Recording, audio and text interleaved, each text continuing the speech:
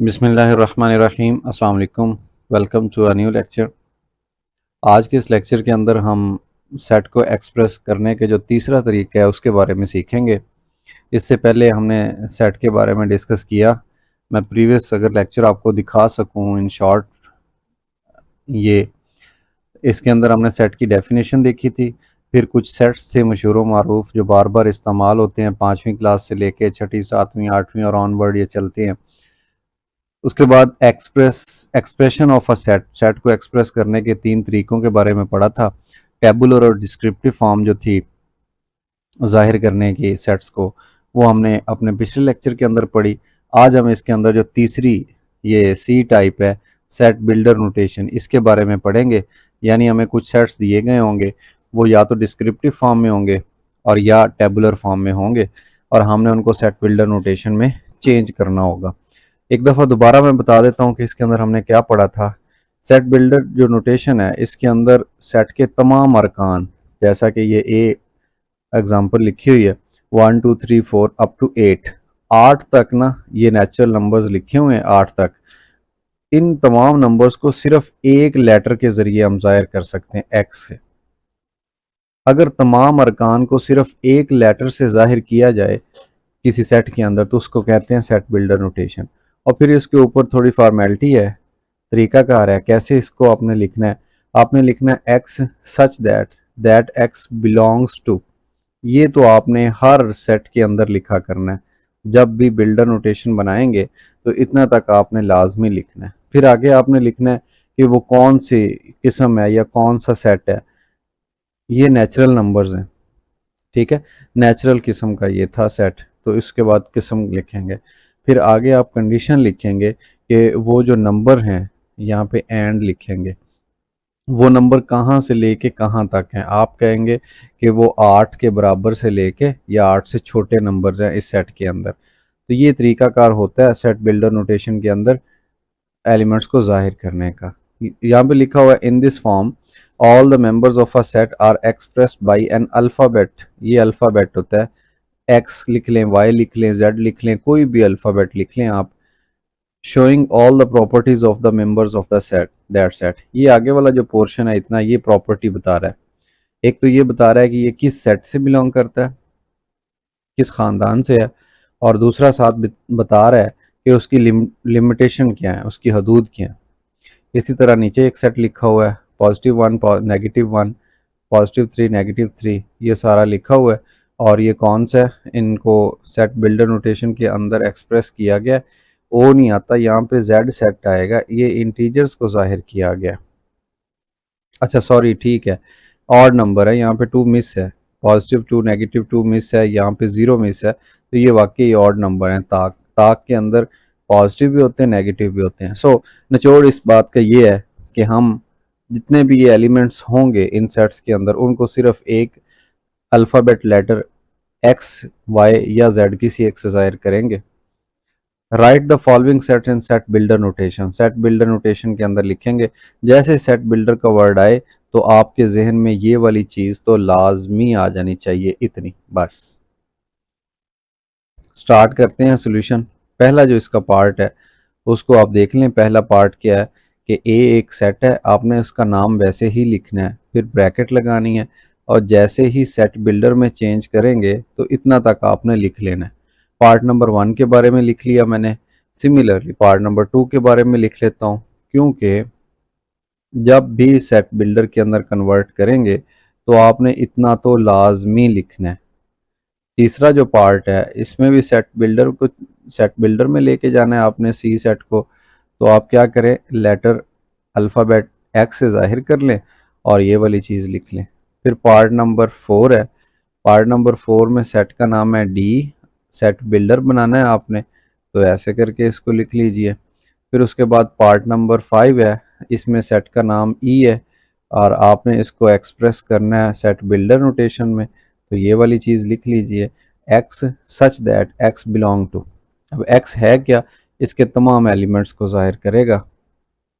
और part number 6, इस question का आखिरी पार्ट, नाम उसका एफ है, आप उसे सेट बिल्डर में कन्वर्ट करना चाह रहे हैं, तो इतना तक लाजमी लिख लीजिए।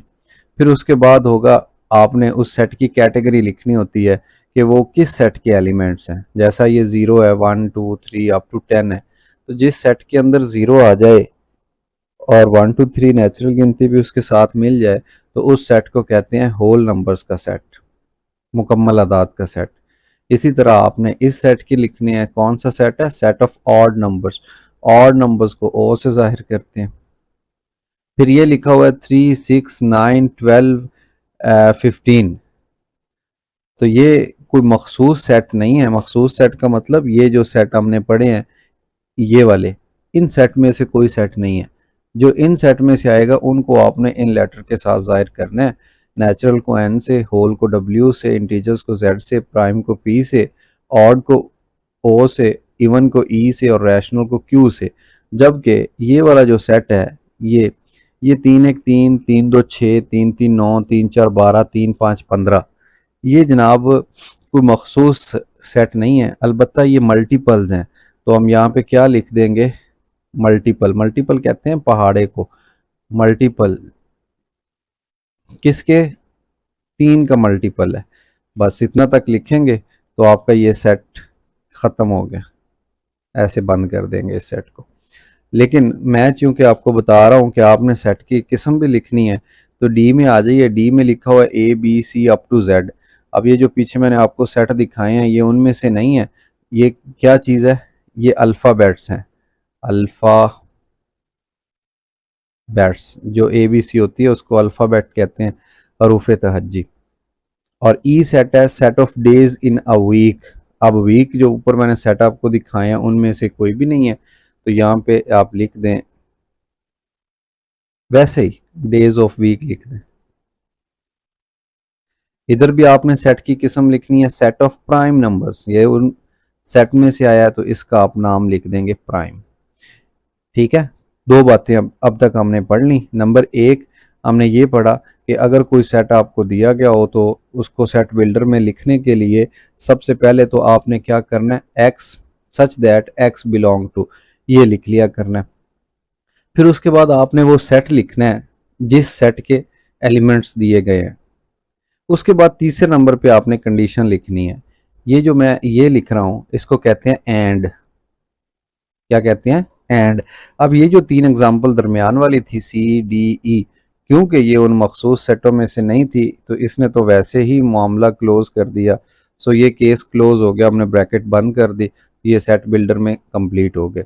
लेकिन ये जो ऊपर आपको नज़र आ रहा है part number 1, part number 2 and part number 6, क्योंकि ये मखसूस सेट्स होते हैं, नेचुरल, होल, प्राइम वगैरह वगैरह, ये उनमें से आया है, तो इस पर कंडीशन लिखेंगे। ये जो मैंने निशान लगाया है इसका मतलब सेट्स के अंदर इंग्लिश में इसको एंड कहते हैं।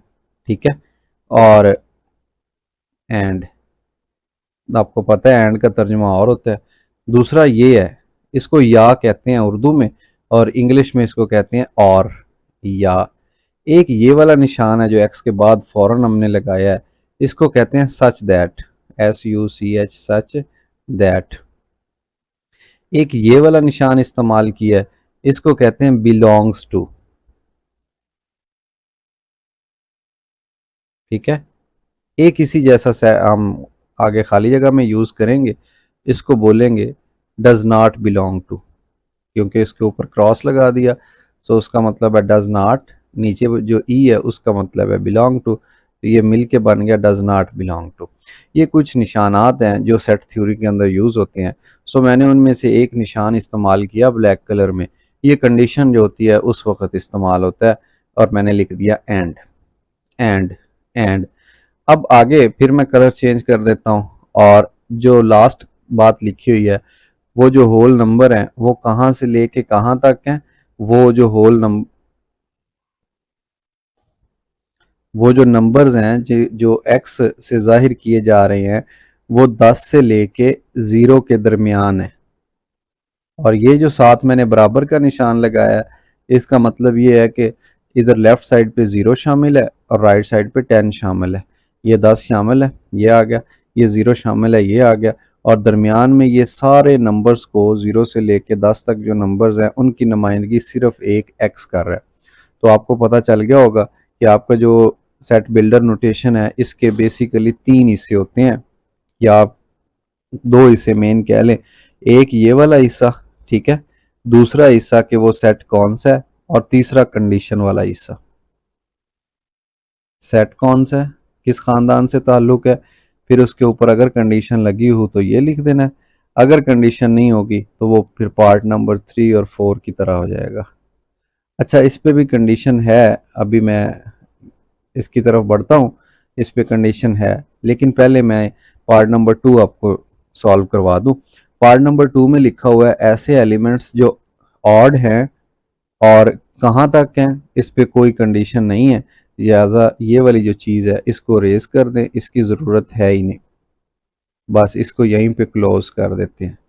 ये ऑड सेट था और इस पे कोई भी मज़ीद कंडीशन नहीं है कि कौन से ऑड, बस ये ख़त्म हो गया।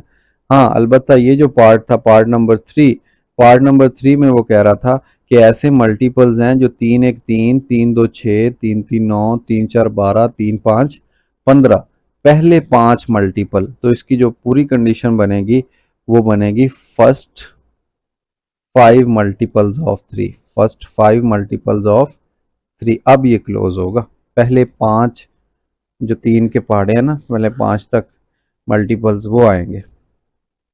सेट डी के अंदर तमाम अल्फ़ाबेट्स आ गए थे, लिहाजा इसको अब लिखने की ज़रूरत नहीं है, ये तो कंप्लीट हो गया। और ये जो ई सेट था डेज ऑफ वीक, ये भी कंप्लीट हो चुका है। इसमें देख लें कंडीशन लगी हुई है set of prime numbers between 10 and 30, 10 और 30 के दरमियान में प्राइम नंबर। पहले तो प्राइम नंबर देख लें कौन से होते हैं, ऐसे नंबर्स जो सिर्फ अपने आप पे तकसीम होते हैं, ऐसे किसी और पे तकसीम नहीं होते। 2 3 5 7 11 13 17 19, उसके बाद कौन सा होता है 23, उसके बाद 29, और फिर 31, फिर 37, इस तरह ये चलते हैं 41 47 वगैरह। अब हमें कहा गया बिटवीन 10 एंड 30, ये देखें यहाँ पे कहीं 10 होगा, 10 एंड 30, 30 कहते हैं 30 को, तो इनके दरमियान वाले ये इनकी बात हो रही है, इनकी, ठीक है।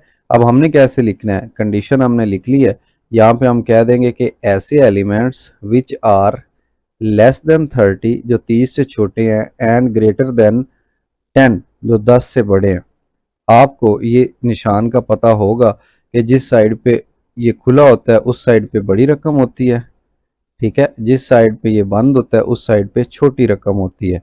सो आपने क्या लिखा, आपने लिखा 30 से छोटे, ये बंद साइड पे आ गया ना x, 30 से छोटे और 10 से बड़े कौन से नंबर, प्राइम नंबर्स का सेट, डेज ऑफ वीक का सेट, अल्फ़ाबेट्स का सेट, 3 के पहले 5 मल्टीपल्स का सेट, ऑड यानी ताक आदाद का सेट, 10 और 0 के दरमियान होल नंबर्स का सेट। तो इसको ये लिखने का तरीका है, मैंने डिफरेंट कलर के अंदर कोशिश की है कि आपको पता चल जाए कि सेट बिल्डर नोटेशन क्या होती है। ये इम्पॉर्टेंट था इसलिए इस पे टाइम भी थोड़ा ज़्यादा लगा। बहरहाल जब भी सेट बिल्डर की बात आएगी तो आपके जहन में फ़ौरन ये वाली चीज़ आ जानी चाहिए, elements such that elements belong to. ये वाला जो इतना पोर्शन है ये इंतहाई इंटरेस्टिंग है और ये ही असल में सेट बिल्डर नोटेशन है। उसके बाद जनाब क्वेश्चन नंबर 4 है। क्वेश्चन नंबर 4 अब जो रवायती तरीका होता है मैथमेटिक्स का वो स्टार्ट हो चुका है। उसमें क्या कह रहा है, choose equivalent sets from the following. ये इक्विवेलेंट सेट, पहले तो मैं आपको इक्विवेलेंट की डेफिनेशन बता देता हूँ, बहुत ही सिंपल है, बहुत ही ज़्यादा सिंपल। मैं पहले ये सेट लिख लूँ ए, और ए के अरकान है elements A B C D, और इधर मैं लिख देता हूँ सेट बी 2 4 एंड 6। अब इनकी कार्डिनैलिटी लिखते हैं। कार्डिनैलिटी कहते हैं इसके अंदर मौजूद नंबर्स की तादाद, 1 2 3 4। ए के अंदर 4 नंबर हैं, ठीक है, कार्डिनैलिटी इसकी 4 है। बी की कार्डिनैलिटी या बी के अंदर जो नंबर्स की तादाद है वो 3 है। अगर ये तादाद बराबर होती तो फिर उसको हम कहते हैं इक्विवेलेंट सेट। यहाँ पे मैं इसका मतलब देख देता हूँ, अरकान की तादाद बराबर, अगर अरकान की तादाद हर सेट में बराबर हो तो फिर हम कहेंगे कि वो सेट इक्विवेलेंट हैं। अगर अरकान की तादाद बराबर नहीं है तो ये ए और बी इक्विवेलेंट नहीं है। सो यहाँ पे हम लिखेंगे ए और बी, और दरमियान में हम ये जो मद्दा होती है ये लगा के इसके ऊपर ऐसे लिख दें, तो इसका मतलब ये है A and B are not equivalent, equivalent नहीं है। ये था पार्ट नंबर 1। सिमिलरली आ जाइए पार्ट नंबर 2 के अंदर। पार्ट नंबर 2 में लिखा हुआ है C1357। तो अगर मैं नंबर ऑफ सी लिखूं, ये MCQs हैं, MCQs टाइप की क्वेश्चन है। 1 2 3 4, तो इसकी कार्डिनलिटी 4 है, और नंबर ऑफ डी सेट जो इसके साथ दूसरा जोड़े में आ रहा है 1 2 3 और ये भी 4 है। दोनों की तादाद एक जितनी है। सो जो सेट सी है ये इक्विवेलेंट है किस सेट के, डी के। इसको ऐसे लिखा जाएगा। सिमिलरली जो पार्ट नंबर 3 है, पार्ट नंबर 3 में आ जाइए। इसमें देख लें नंबर सेट ऑफ वॉवल्स। तो वॉवल्स कौन से होते हैं पहले लिख लेते हैं अगर आपको नहीं पता। ए ई आई ओ यू, ये 5 वॉवल्स होते हैं। So number of elements in set E R 5। इसको बोलते हैं कार्डिनलिटी ऑफ ई। और साथ में दूसरा सेट है एफ। एफ एक दफ़ा मैं लिख लेता हूँ, वैसे ज़रूरत इसकी नहीं थी लिखने की क्योंकि ये एमसीक्यूज टाइप है क्वेश्चन, और अगर आपको सॉल्व करने भी पड़ जाए, जैसे मैं पार्ट नंबर 1 सॉल्व किया, पार्ट नंबर 3 सॉल्व कर रहा हूँ, आप इस तरह से इसको सॉल्व कर सकते हैं और बता सकते हैं कि नंबर ऑफ ये भी 2 और 3, ये भी 5 है, दोनों का नंबर सेम है। सो आप कह देंगे कि जो सेट ई है दिस इज़ इक्विवेलेंट, ये इक्विवेलेंट का साइन होता है टू एफ। पार्ट नंबर 4 की बात करें तो पार्ट नंबर 4 में आप देख लें जी सेट लिखा हुआ है, और जी सेट की कार्डिनलिटी कितनी है 1 2 3 4 एंड 5, 5 है। सॉरी, इधर तो सेट का नाम आएगा ना, बराबर के दूसरी साइड पे तादाद आएगी। फिर इसी तरह से हम लिखेंगे number in set H. H के अंदर कितनी तादाद है, इसको कार्डिनलिटी बोलते हैं 1 2 3 4 5 एंड 6। दोनों की जो इक्वल नहीं है नंबर, इस वजह से हम कह देंगे कि set G is not equivalent to set H. इसको कहते हैं इक्विवेलेंट। उसके बाद जनाब क्वेश्चन नंबर 5 है, लिखा हुआ है चूज इक्वल सेट्स। देखें वो था इक्विवेलेंट, ये है इक्वल। इक्वल का मतलब होता है बराबर, या इसको मुसावी भी कुछ लोग बोल लेते हैं, मुसावी सेट्स, बराबर सेट्स।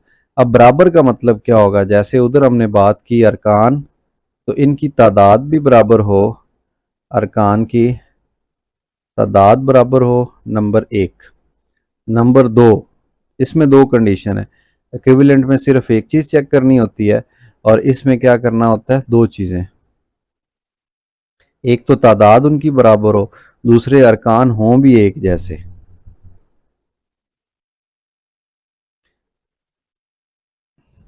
देख लीजिए पहला जो सेट है ए, इसमें 3 6 9 12 सेट ए, इसके अंदर क्या है 3 3 2 6 3 3 9 3 4 12, ये सेट लिखा हुआ है।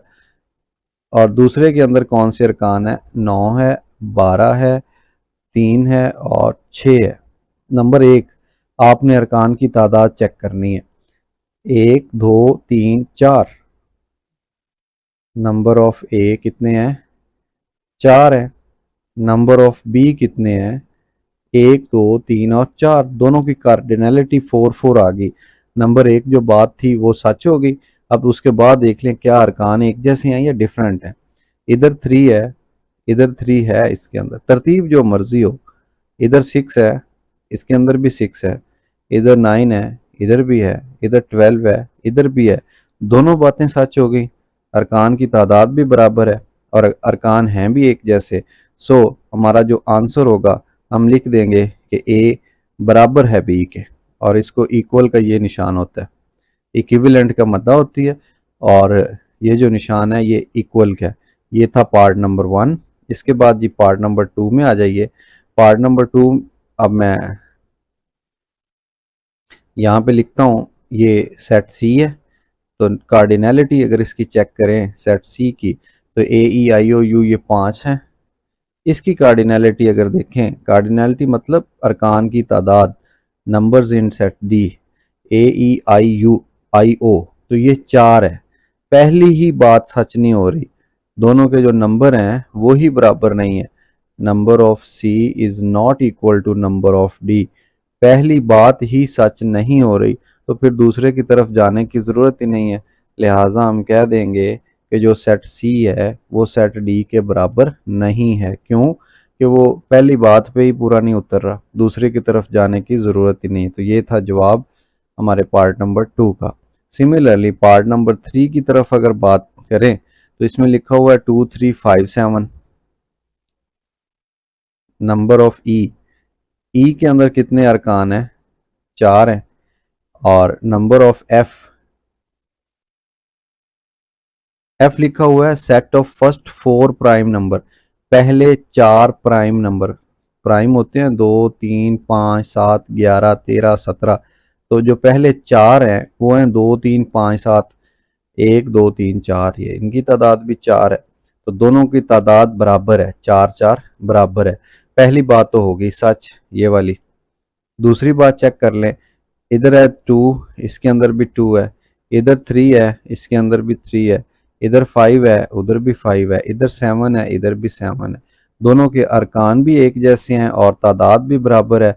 लिहाजा हम कह देंगे कि जो सेट ई है ये इक्वल है सेट एफ के। दोनों बातें अगर सच हो जाएं तो फिर वो दोनों सेट इक्वल होते हैं। अब पार्ट नंबर 4 इस क्वेश्चन का आखिरी पार्ट, और इसमें लिखा हुआ है जी सेट। हम इसके पहले तो नंबर चेक करेंगे क्या नंबर बराबर हैं या नहीं। तो ये ABCD 4 हैं, जबकि दूसरे के जो नंबर है वो है H, नाम उसका, और अरकान की तादाद कितनी है? 4, 1 2 3 4। अरकान की तादाद को कहते हैं कार्डिनैलिटी। सो इन दोनों की कार्डिनैलिटी तो 4 है, पहली बात तो सच साबित हो गई। लेकिन दूसरी बात देख लें, क्या अरकान एक जैसे हैं? इधर A है, इधर A नहीं है, तो दूसरी बात पूरी नहीं उतर रही। लिहाजा हम कह देंगे कि जो दूसरी बात थी उस पर पूरा नहीं उतरा। लिहाजा जो सेट G है ये सेट H के इक्वल नहीं है। अगर इक्वल होगा तो इसके ऊपर क्रॉस नहीं लगाना, अगर इक्वल नहीं है तो इस तरीके से आप लिख देंगे। सो ये था क्वेश्चन नंबर 5 जिसके अंदर हमने इक्वल सेट्स के बारे में पढ़ा। नेक्स्ट आ गया जी सबसेट के बारे में, और ये मैं अगले लेक्चर के अंदर आपको पढ़ाऊंगा। यहाँ तक आपने अच्छे तरीके से इसको देखना है कि कैसे सेट बिल्डर नोटेशन के अंदर हम कन्वर्ट कर सकते हैं, जो कि 8th क्लास के हिसाब से बहुत ज़्यादा इम्पॉर्टेंट है as compare to tabular form and descriptive form. ये वाला इम्पॉर्टेंट है, ठीक है, सेट बिल्डर। और उसके बाद दूसरे नंबर पे हमने पढ़ा इक्विवेलेंट सेट क्या होता है, जिसमें सिर्फ अरकान की तादाद देखी जाती है, और इक्वल सेट जिसके अंदर तादाद के साथ साथ अरकान की शक्ल भी देखी जाती है, क्या वो एक जैसे हैं या नहीं। आज का लेक्चर हमारा यहाँ तक कि अपना बहुत सारा ख्याल रखिए। किसी भी किस्म की प्रॉब्लम है मुझसे कॉन्टेक्ट कीजिए। अल्लाह हाफिज़।